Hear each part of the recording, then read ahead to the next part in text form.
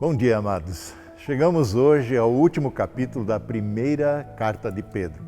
E eu gostaria de dedicar alguma atenção em específico aos versículos 8 e 9 do capítulo 5. Estejam atentos, escreve Pedro, tomem cuidado com seu grande inimigo, o diabo, que anda como um leão rugindo à sua volta à procura de alguém para devorar. Permaneçam firmes contra ele e sejam fortes na fé. Lembrem-se de que seus irmãos em Cristo em todo o mundo estão passando pelos mesmos sofrimentos. Pois é, aqui Pedro nos apresenta o diabo como sendo o nosso grande inimigo. Tanto na versão internacional como na versão transformadora, das traduções, e também Almeida o apresenta como vosso grande adversário.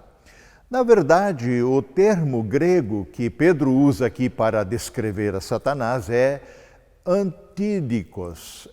Ele é o litigante, ele é aquele que entra em litígio contra nós, é o nosso oponente diante do tribunal de Deus, ou seja, ele é o nosso acusador por excelência.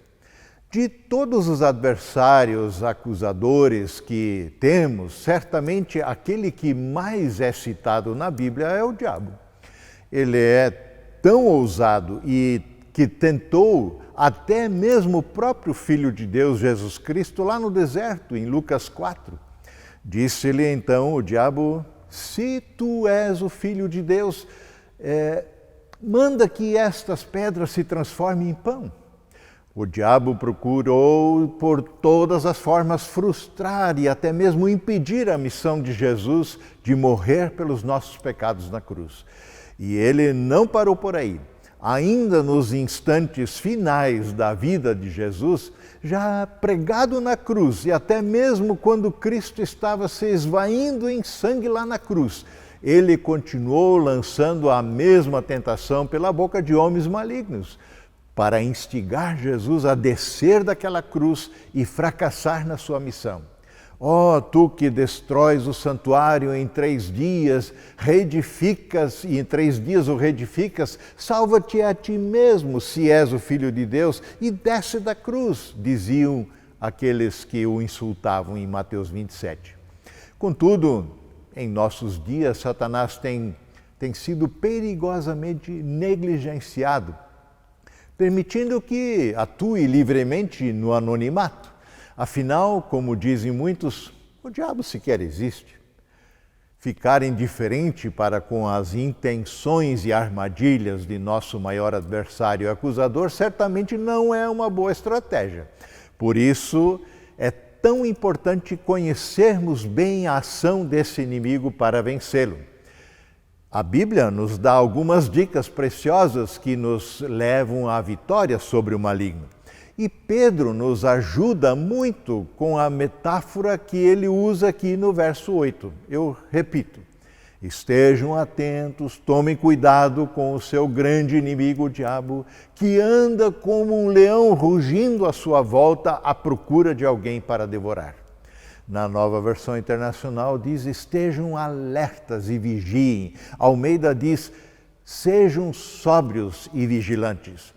Todas essas traduções nos apontam para o perigo que é ficarmos indiferentes para com o adversário que temos, que nos ronda, nos espreita em busca de uma oportunidade, uma ocasião para nos acusar, para nos derrotar.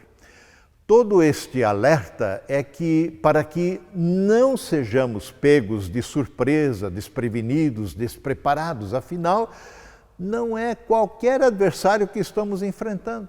O diabo é um adversário astuto, ardiloso, mentiroso e enganador por excelência.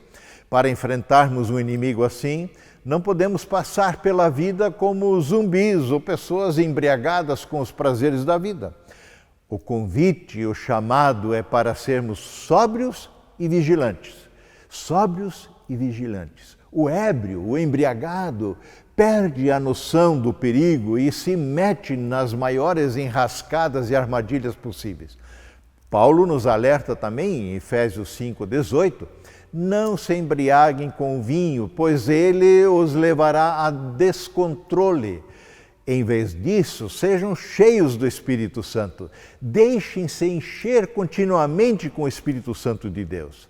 O Espírito Santo nos traz sobriedade e a percepção das armadilhas que o inimigo nos coloca na estrada.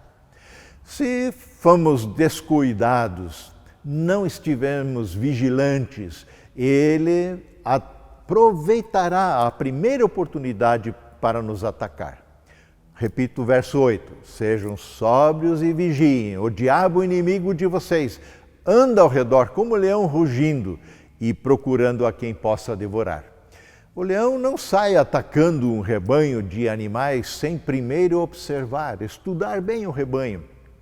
Ele fica ali à espreita, olhando para ver como se comportam, quem está fraco, doente, quem fica para trás, quem está se afastando, se distanciando do rebanho, quem fica sozinho.